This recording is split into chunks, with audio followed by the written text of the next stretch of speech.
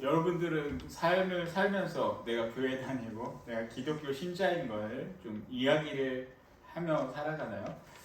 제가 이렇게 목회자가 되면서 교회 다니냐 안 다니냐 이거는 저에게는 사실 큰 의미가 없지만 제가 목사인 거는 좀 잘 말하지 않습니다. 왜 그러냐면 서로 불편하더라고요. 그래서 좀 이 얘기를 하지는 않는데 그래도 조금 그래도 종교적인 거는 항상 그래도 이야기를 하고는 있죠. 제가 중학교 다닐 때 한 친구가 있었습니다. 이 친구가 어떤 친구였냐면 이제 초등학교도 같이 다녔었던 친구였는데 이제 저하고는 직접적인 같은 반은 아니었지만 그래도 이 친구가 그래도 요새 속된 말로 일진과 같은 친구였습니다. 그래서 싸움도 좀 하고 집도 괜찮게 살았던 친구였는데 이 친구가 제 친구랑 같은 반이라 그냥저냥 알고 지냈었죠. 그래서 조금 이야기하고 그렇게 지냈던 정도의 친구였는데 이제 초등학교 졸업할 때쯤 한 6학년 돼서 이 친구가 다른 학교로 전학을 갔어요. 전학을 가고 중학교에 갔는데 이 친구랑 같은 학교에 이렇게 제가 다니게 되었습니다. 물론 같은 학교에 이렇게 오게 되었는데 거기서 이제 만났을 때 이 친구가 확 바뀌어서 왔더라고요. 어떻게 변했냐면 학교에서 이렇게 성경을 보고서 기도를 했었던 그 친구가 되었습니다. 그래서 집도 저랑 가까운 데 살아서 우리 교회 와서 같이 성경 공부하자 해서 같이 걔네 교회도 가고 했었던 그런 기억이 있었습니다. 그런데 이제 이 친구가 갑자기 저한테 물어보더라고요. 야, 너 영접 기도 했냐? 그래서 아니, 안 했어. 그랬더니 학교에서 쉬는 시간에 저를 손을 붙잡고서 영접 기도를 저한테 시키더라고요. 따라해, 너 이거 꼭 해야 되는 거야. 그래서 제가 학교 쉬는 시간에 영접 기도를 했던 기억이 있습니다. 근데 그래도 그렇게 가능했던 게 제가 다녔던 학교가 기독교 학교였기 때문에 교회 친구들도 많이 있었는데 학교에서 기도하는 모습이 조금은 좀 어색했었던 그런 모습이었습니다. 저도 약간은 기독교 학교였지만 부끄러움은 조금 그때 있었죠. 그리고 이제 중학교도 졸업할 때쯤 이제 그 아이와 제가 옆반이 되었어요. 그 친구가 옆반이었고 저는 이제 다른 반에서 있었는데 제가 성격이 여러분들은 잘 모르겠지만 굉장히 내성적인 성격입니다. 굉장히 내성적이라 제 주변 친구들은 상당히 외향적인 애들을 제가 좋아해요. 그러다 보니까 제 친구는 막 외향적인 친구들이 굉장히 많아요. 그래서 속히 그 옛날에 무한도전이라는 방송에서 노홍철과 같은 캐릭터가 제 친구들 중에는 꽤 많이 있습니다. 솔된 말로 돌머라는 그런 아이들이 제 친구들 중에는 꽤 많이 있는데 이제 중학교 3학년 때도 그런 친구랑 이렇게 제가 가까이 지냈어요. 굉장히 가까이 지낸 친구가 그런 친구였는데 이 친구가 옆반을 이렇게 놀러 갔다가 오더니 저한테 외쳤어요. 야, 옆반에 이대현이라는 애 정신이 이상해. 정신이 나갔어. 학교에서 기도하고 성경을 봐. 저한테 그런 이야기를 했었던 기억이 납니다. 근데 제가 그 이야기를 듣고서 너무나 당혹스러웠어요. 깜짝 놀랐는데 왜 그랬냐면 걔네 아빠가 목사님이셨어요. 그 친구 아빠가 목사님이셨고 청주에서 큰 교회에서 부목사를 하다가 그 교회에서 몇 주년 기념을 해서 그 옆에 있는 그 외곽 쪽에 있는 동네에 개척을 해서 걔네 아빠가 그때 당시 개척교회를 하고 있었습니다. 지금은 그 교회가 꽤 큰 교회가 됐어요. 청주에서도 몇 번째로 큰 교회가 됐는데 그 친구 소식을 어떻게 조금씩은 요새 전해 듣게는 됐죠. 근데 이제 제가 깜짝 놀랐던 이유는 목사님 아들이고 모태신앙인 애가 학교에서 기도하고 성경 보는 모습을 보고 정신이 나갔다더니 미쳤다더니 그런 이야기를 하니까 저는 너무나 그때 뭐가 맞는 건지 깜짝 놀랐던 기억이 있습니다. 근데 이제 그 모습들을 보면서 한 가지 생각드는 게 그래도 내가 이렇게 크리스찬인 거를 얘기는 못하더라도 이걸 부끄러워하지는 말아야겠구나. 그때 그 깨달음이 있었죠. 그래서 이제 학교나 뭐 어디에 가거나 뭐 기도하고 말씀 보는 생각을 하려고는 하는데 사실 이게 눈치가 보이다 보니까 잘은 못하지만 그래도 그렇게 살아가기 위해 노력은 하고 있습니다. 여러분들은 어떠신가요? 내가 밖에 나가서 그리스도인이고 내가 나가서 예수님을 믿는다는 것을 이야기를 할 수 있는 그런 용기가 있고 그런 기쁨이 있으십니까? 없으시다면 여러분들도 한번 여러분들의 신앙에 대해서 되새겨보는 그런 시간을 가져보기를 바랍니다. 제가 왜 이렇게 말씀을 드렸냐면 오늘 말씀에 나와 있는 사도 바울과 바로 바나바가 그러한 상황에 놓여져 있습니다. 사도 바울과 바나바가 1차 선교 여행을 떠나면서 지난주에 이제 파포스라는 지역을 급으로 키프로스 섬의 남쪽에 있는 파포스라는 섬에서 복음을 전하고 떠나서 이제 어디로 향하게 되냐면 오늘날에 있는 터키 지방 아나톨리아 반도로 이렇게 향하게 됩니다. 소아시아 지역으로 이렇게 들어가는데 소아시아 남쪽부터 해서 중부 지역으로 이렇게 쭉 올라가면서 복음을 전하기 시작합니다. 근데 이 복음을 전했던 이 대상이 주된 대상이 누구였냐면 계속해서 말씀드리지만 첫 번째가 유대인이었다라는 것이죠. 그래서 하나님을 알지만 제대로 알지 못하는 그 유대인들, 자신의 민족 동포들에게 먼저 제대로 하나님을 알고 이 복음을 깨닫기를 원해서 회당을 중심으로 다니면서 복음을 전하게 됩니다. 물론 이 여정 가운데 지금 보면은 이제 바울과 바나바 두 사람만 나오죠. 앞에 중간 부분을 좀 읽으셨으면 이제 알겠지만 그 바나바의 조카 마가 요한은 가다가 힘이 들었는지 다시 그 안디옥으로 돌아가게 됩니다. 그래서 두 사람만 계속해서 선교 여행을 가게 되는데 그 사람들에게는 마음에 성령의 기쁨이 있고 그 안에는 기쁨과 충만함이 있었습니다. 그래서 어디를 가더라도 이렇게 예수 그리스도를 전하고 나는 예수 믿는 사람이고 너희들은 예수를 믿지 못하는 사람들이니까 너희들에게 복음을 전할 거야 라고 하면서 계속해서 복음을 전하게 됐다는 것이죠. 그런데 이 사람들이 복음을 전했던 대상자들은 그리스도인이 아니라 하나님을 안 믿는 정도가 아니라 그리스도를 전하면은 나에게 돌을 던질 수도 있는 그런 사람들을 중심으로 복음을 전했다라는 것입니다. 여러분들에게도 이러한 믿음이 있기를 바랍니다.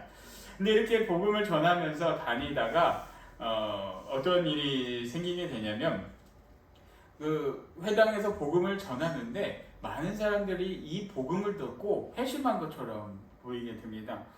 그래서 이 말씀도 집에 가서 계속 보시면 좋겠는데 그래서 42절 말씀을 보면 이렇게 시작을 하고 있습니다. 그들이 나갔을 사람들이 청하되 다음 안식일에도 이 말씀을 하라 하더라 라고 말씀을 기록을 하고 있죠.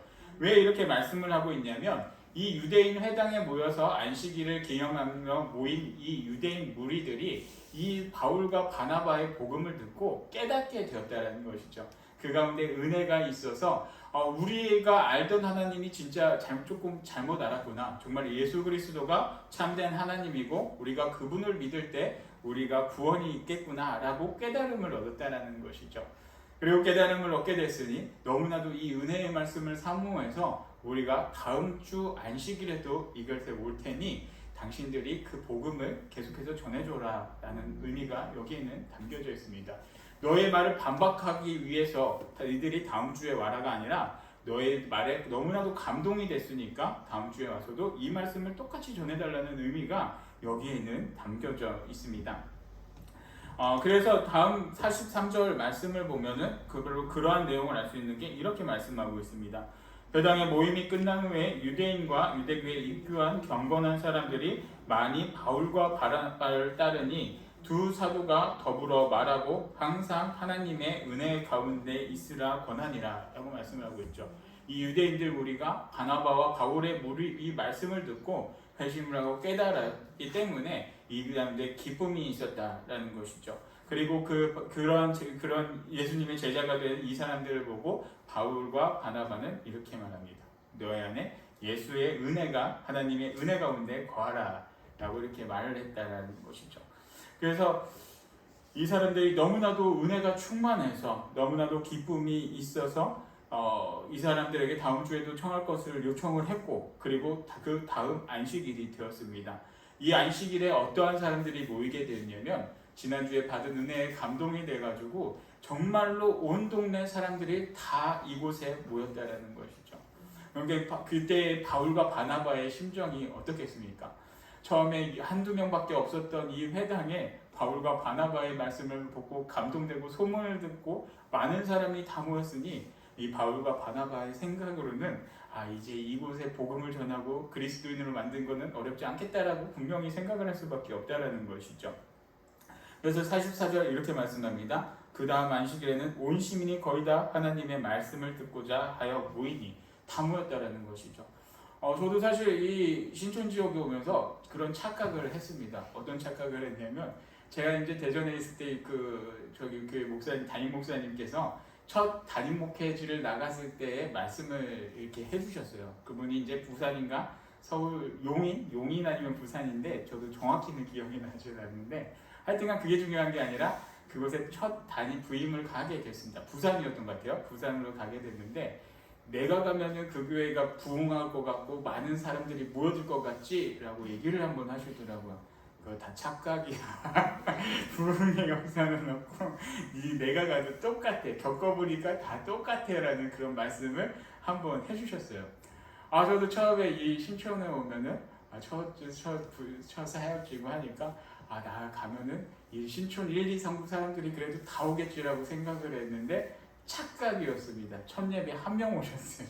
한 명 오시고 한 명도 안 오시고 주일날 코로나 때문에 또 안 오시고 하니까 제 마음이 완전히 무너졌던 기억들이 너무나도 많이 있는데 뭐 제가 간다고 그렇게 부흥이 되고 또 이런 역사가 일어난다는 것은 다 착각이었습니다. 그 목사님이 해주신 말씀이 계속해서 저도 머릿속에 남고 있습니다. 근데 바울과 바나바 같은 경우도 어떻겠습니까? 이렇게 첫 선교 여행을 떠나면서 우르르 많은 사람들이 온 동네 사람들이 다 모여드니까 바울과 바나바도 이제 조금만 하면은 이 지역의 유대인들이 다 예수 그리스도를 믿고 복음을 듣고 깨달을 것이라는 생각을 분명히 했을 거라는 것이죠.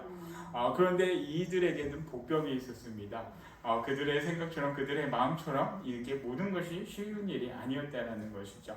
45절 말씀 보면은 어떻게 말씀을 하고 있냐면 유대인들이 그 무리를 보고 시기가 가득하여 바울이 말한 것을 반박하고 비방하고는 이렇게 말씀합니다. 이게 어떤 의미가 담겨져 있겠습니까? 유대인들이 모여서 회당에서 이 말씀을 들었는데 그 바울과 바나바의 얘기, 물론 은혜를 받은 사람도 있고 감동을 받은 사람도 있지만 이 말씀을 듣고서 시기가 가득하여 바울이 말한 것을 반박하고 비방했다라고 말씀을 하고 있죠. 이것이 왜 그렇습니까? 바로 유대인들의 지도자 같은 경우는 이 바울과 바나바가 다른 복음을 갖다가 이 사람들에게 전하는 것을 원하지 않았다는 것이죠. 왜냐하면 그 바울과 바나바의 복음은 유대인 질서를 깨는 그런 복음이었죠. 왜냐하면 예수 그리스도를 그들은 신성 모독이라고 생각을 했었는데 예수 그리스도가 하나님의 아들이고 하나님이라는 말씀을 전하고 이 하나님을 너희들이 십자가에 못 박혀 죽었다라고 하는 것은 이 유대인들에 대한 그런 거북한 그런 말씀이 될 수밖에 없고 또 그들이 누렸던 기득권을 무너뜨리는 그런 발언이 될 수밖에 없다라는 것이죠. 그리고 이들이 이렇게까지 인지도를 걷고 올라가는 모습을 보니 이 기득권층에서는 충분히 반발을 할 수 있는 상황이 될 수밖에 없었습니다. 그래서 반박하고 또 비방을 한다는 것은 신성 모독을 강조를 하면서 이들을 끌어내렸다라는 것이죠. 이들에게는 많은 그런 핍박이 있었습니다. 지난주까지만 해도 너무나도 은혜 받았습니다. 말씀이 너무나도 좋습니다. 너무나도 저희들이 모르는 걸 깨닫게 해줬습니다. 라고 했던 사람들에게서 이렇게 완전히 반대적인 반응이 이렇게 나왔다라는 것이죠. 이럴 때 바울과 바나바의 마음이 어떻겠습니까? 여러분들 같으면 어떻겠습니까?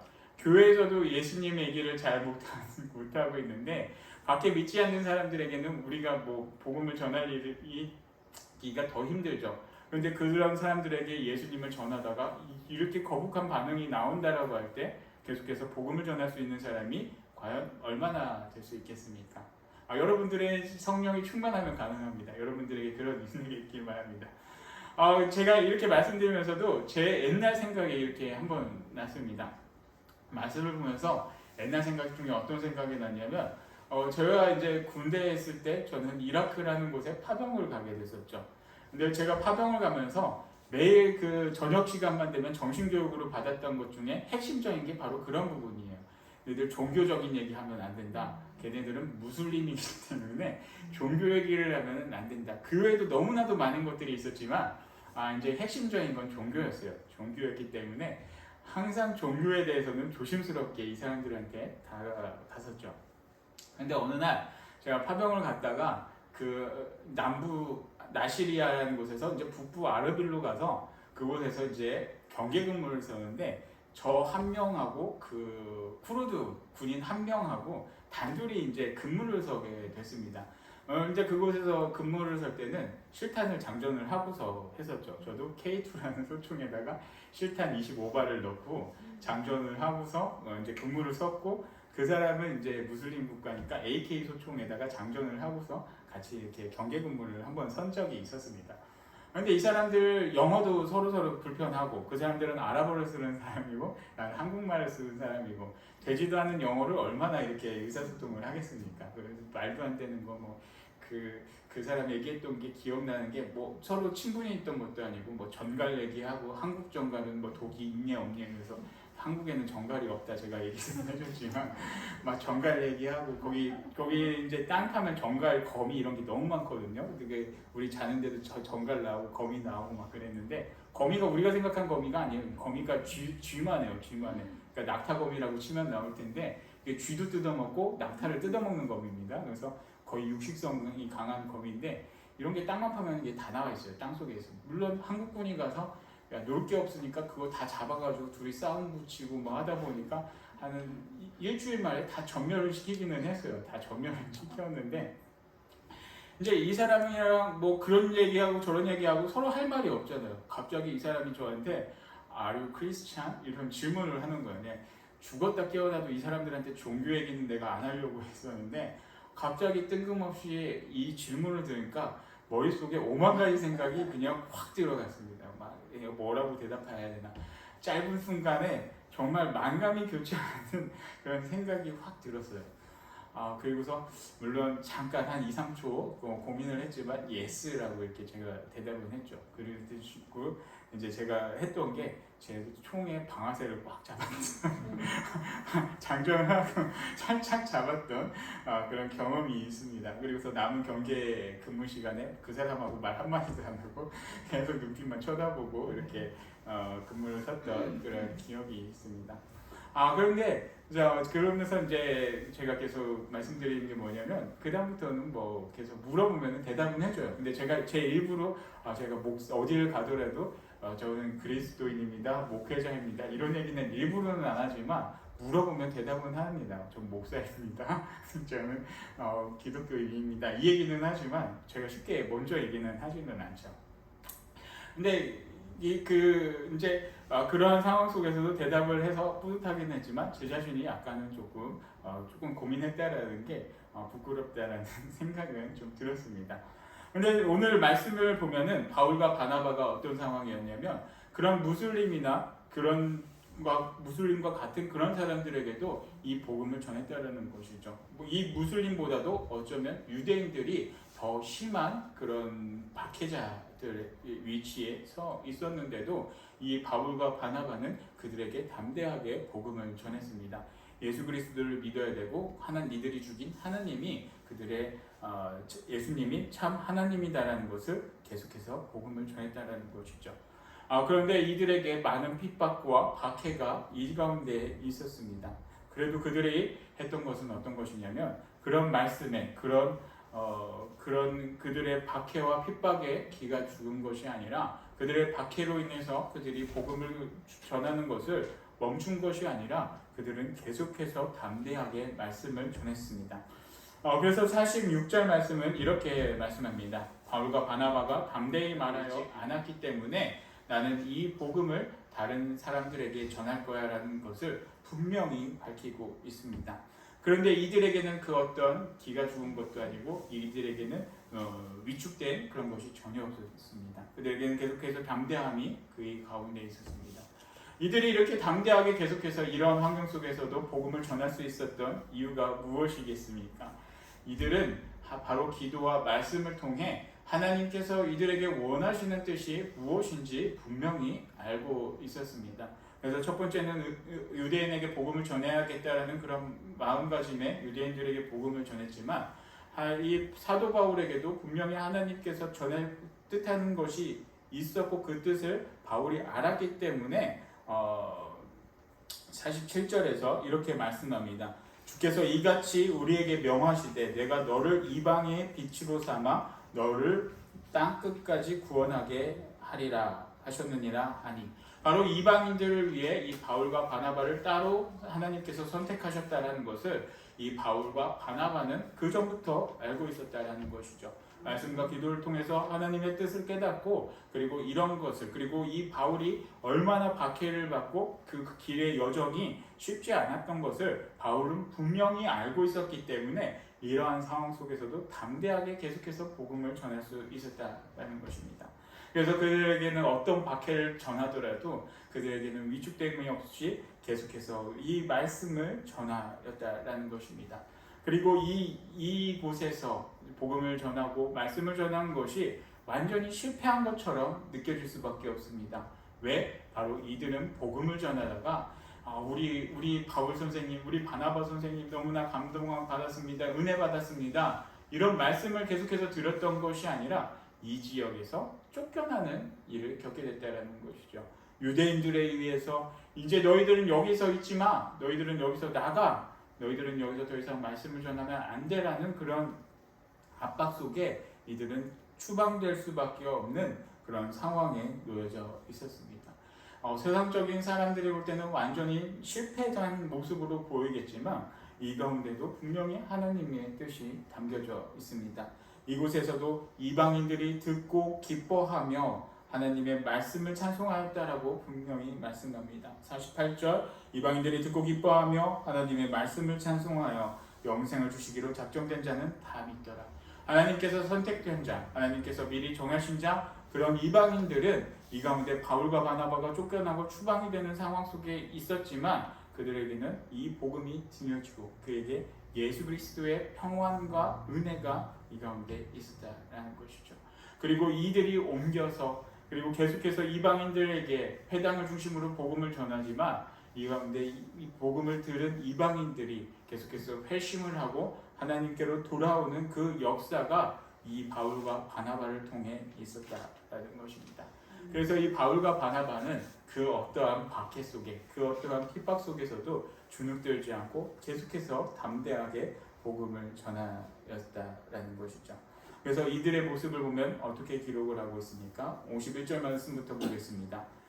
두 사람이 그들을 향하여 발에 티끌을 떨어버리고 이곤이온으로 가거늘 제자들은 기쁨과 성령이 충만하니라. 아멘. 이렇게 말씀을 기록하고 있죠. 추방을 당하고 핍박을 당했지만 이들에게는 하나님의 기쁨과 성령이 충만한 게 담겨져 있었습니다. 그래서 그들은 이곳에서 더욱 복음을 전할 수는 없었지만 장소를 옮겨서 계속해서 복음을 전할 수 있다는 것이죠. 그리고 그 다음 장소가 어디냐? 바로 이고니온. 다음 주에도 한번 이어서 말씀드릴 그러한 이고니온 가서 계속해서 복음을 전하면서 이방인들이 바로 하나님으로부터 돌아오는 그런 놀라운 역사가 이들을 통해서 이루어졌다는 것입니다. 사랑하는 성도 여러분, 우리가 이 시간 한 가지 기억해야 될 것이 무엇이냐면 우리에게 정말 예수 그리스도의 은혜와 성령님의 충만함이 우리 가운데 있기를 축복합니다. 그래서 그렇게 하기 위해서 우리가 말씀과 기도 생활, 매일매일 말씀 보는 생활과 하나님과 동행하는 생활을 해야 되는데 그런 것들 여러분들 잊지 마시고 꼭 그렇게 삶을 살아감으로써 정말 성령 충만한 그런 삶을 살아가시기를 바랍니다. 성령 충만한 삶을 살아가는 모습, 그 삶 모습이 어떻습니까? 바로 이런 바울과 바나바의 모습입니다. 세상에 어떠한 핍박과 어떠한 환란이 우리에게 오더라도 우리 가운데 성령 충만한 그의 기쁨이 우리에게 있습니다. 그 무슬림 지역에 가더라도 또 다른 어느 지역, 우리를 핍박하는 그런 지역에 가더라도 그 사람들이 우리를 두려워하지 우리가 그들을 두려워할 필요는 없습니다. 여러분들 꼭 기억하여 주셔서 정말 성령 충만함을 깨닫고 그리고 그들의 하나님께서 여러분들에게 원하시는 그러한 뜻을 깨달으면서 정말 이 세상, 이 땅에서 정말 참된 빛과 소금의 역할을 감당하며 하나님께서 크게 쓰시는 놀라운 그런 주님의 자녀들이 되기를 축복합니다. 아버지 하나님 감사합니다. 오늘도 저희들 주님의 전에 불러주시고 또 아버지 하나님의 은혜를 깨닫게 해 주심에 감사드립니다. 하나님 아버지, 오늘 말씀을 통해 바울과 바나바가 복음을 전하면서 많은 어려움들을 겪었습니다. 그러나 그들에게 많은 어려움이 있었지만 그들이 위축되지 않고 계속해서 담대하게 복음을 전할 수 있었던 이유는 말씀과 기도를 통해 성령 충만함으로 아버지 하나님의 뜻을 깨닫고 또 주님의 말씀대로 나아갈 수 있었던 그런 믿음의 자녀들이었기 때문임을 믿습니다. 아버지 하나님 바울과 바나바처럼 저희들 삶 가운데도 늘 동행하여 주시고 저희들도 아버지 하나님을 잊지 않게 해 주시고 말씀과 기도를 통해 하나님 아버지의 뜻을 깨닫고 주님의 뜻 가운데 걸어갈 수 있는 그런 믿음의 자녀들이 될 수 있도록 도와주시옵소서. 그래서 어느 곳을 가더라도 내가 하나님의 자녀임을 고백하고 시인하며 그리스도인으로서 복음을 전하고 선포하며 나아갈 수 있는 모든 믿음의 자녀들이 될 수 있도록 아버지 하나님께서 역사하여 주시옵소서. 모든 것 감사드리며 예수 그리스도 이름으로 기도드리옵나이다. 아멘.